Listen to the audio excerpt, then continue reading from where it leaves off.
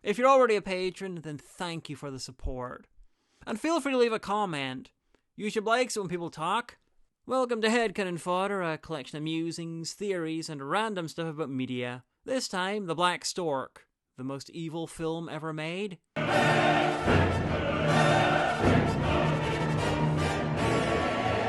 I sometimes like to call film the dark art, not as a Harry Potter reference, because ew, or to be dramatic, but because film grew up with the horrors of the early 20th century, and as a result, a lot of important early films are inextricably linked with terrible crap. The classic example is Birth of a Nation, but honestly that film's importance is a little inflated. It's the sort of film that racist film professors decades ago decided was important, told their students it was important, and as a result, generations of people who studied film think it was extremely important. Obviously, there's a lot of bad stuff in other art forms like novels and paintings and the rest, but film was the first time an art form with real mass appeal and propagandistic power appeared at the perfect time to be used in conjunction with huge-scale bad shit. Only the printing press and the internet have had similar impact, and neither of them are art forms. So there are a lot of horrible films out there, not in a silly, angry reviewer way, but an actual burn it and salt the earth kind of way. Films that have excused and inspired murder, genocide, and extermination. The title of this video aside, it is impossible to really identify a film as the most evil one ever made, but I think The Black Stork makes an excellent argument for itself. Not only for the evil actions connected to it, but that it's designed to glorify them, and how successful it was. The Black Stork was made in 1917, written by and starred Harry Hazelden, a doctor who was the chief surgeon of a hospital in Chicago. In 1915, Hazelden allowed a disabled newborn baby to die in his hospital. He instructed his staff to do nothing and told the parents that their son would be better off dead. It took John Ballinger 5 days to die. Hazelden also told the mother that he had the surgical skills to correct at least some of the child's defects, but it was still better to let the child die.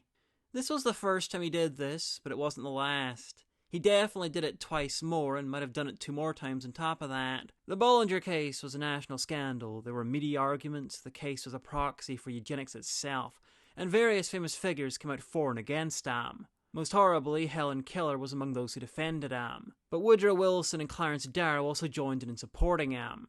He was cleared by a coroner's jury for Ballinger's death on the grounds that the boy was brain damaged, but the Chicago Medical Board eventually rescinded his license to practice medicine because of this film, The Black Stork. He wrote and acted in this while the national firestorm was going on. The scandal had propelled him to stardom, and he decided that making a film to excuse and glorify himself was the next obvious step. Very American. And it was the self-glorification that cost him his medical license. This film has a number of connected vignettes, starting out with a young couple who want to marry, but the father of the would-be bride is eugenics shitheel, and insists that his would-be son-in-law get checked out for ancestral taints before he can give permission for the wedding. To convince him, he tells him the story of another young couple, very much in love, who have a severely disabled child, who eminent eugenicist fuckwit Dr. Dickey tells him to euthanize. Dickey was played by Harry Hazelden and is basically his author avatar. He has many horrifying speeches, and here he is given the least naturalistic performance in silent movie history. One of his lesser crimes. Dickey tells her that she should let the child die, lest he suffer a fate worse than death, like the real-life disabled people in the film, and appear in The Black Stork.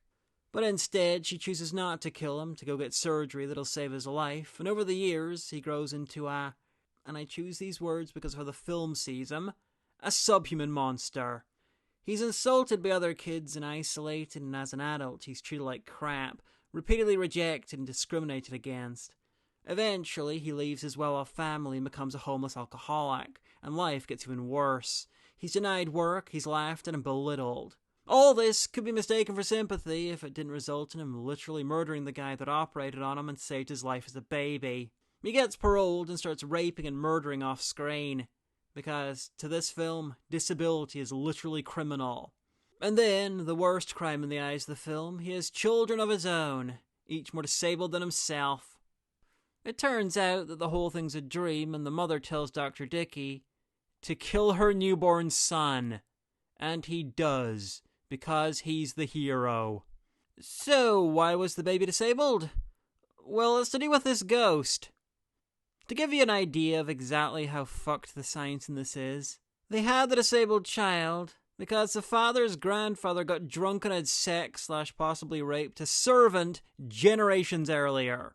Because servants are unclean creatures because what the fuck?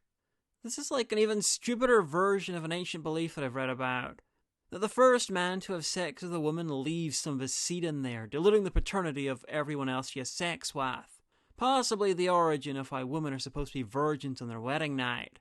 Because as stupid as that belief is, it doesn't involve being born disabled because your grandfather stuck his dick in a poor person. The third story is about the midwife. Her mother died of epilepsy when she was a little girl, and she's refusing to marry out of fear that she'll pass down her taints.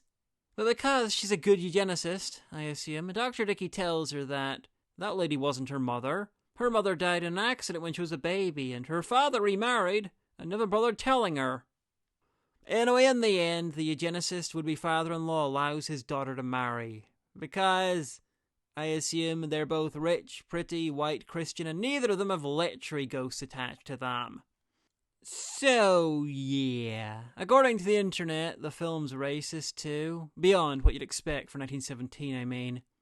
Because apparently the film also believes that disability can be caused by interracial marriage. I say apparently because I've not found that part. But this copy occasionally craps out, so honestly I can believe that.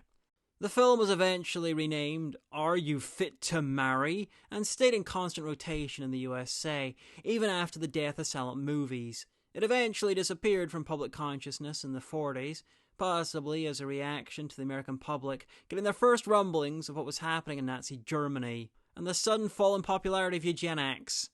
Like many early films, it became rare as its copies were lost and destroyed. I don't think it's even out in DVD. And now, the only easily accessible copy is a copy of a copy of a copy of a 1927 print that's on YouTube.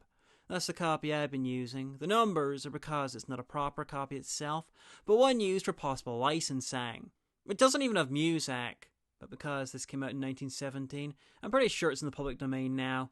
Anyway, let's have a couple of happy endings after all that. The guy who had the ancestor who had sex with the servant is told to never have kids, to let his blood taint die with him. And personally, I'm all in favour of the rich, stupid and horrible to end their own lineages by never having sex. And Hazelton's oh-so-perfect and pure body crapped out in 1919, just 2 years after the release of the film, and shortly after he lost his licence. He had an aneurysm while holidaying in Cuba, and however much he suffered, it wasn't enough. Fuck you. I'm sad there's not a hell for you to burn in. Anyway, this film is probably even more horrifying than I've noticed. It gets worse every time I see it. So feel free to watch it for yourself and be horrified. And what do you think is the most evil film ever made?